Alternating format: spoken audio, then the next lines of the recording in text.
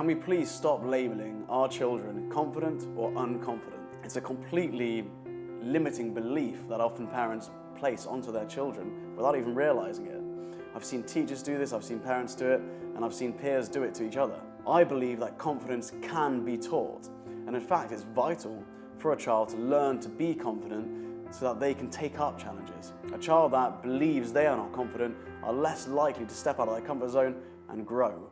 And so then when they go on to do things in life and become an adult, it's going to affect every single decision they make. Having worked with children for the last 10 years and interviewed over 2,000 parents in the last 2 years and worked with over 5,000 families, we've had amazing insights into how to develop a child's confidence. And I can tell you now that by placing your child into a program which is highly structured, which is geared towards developing their confidence, this limiting belief vanishes. And for me, it's been amazing to watch parents completely change their mindset and their perception of their child, from this unconfident, shy child to someone who is confident but just needs the right mentoring to get there.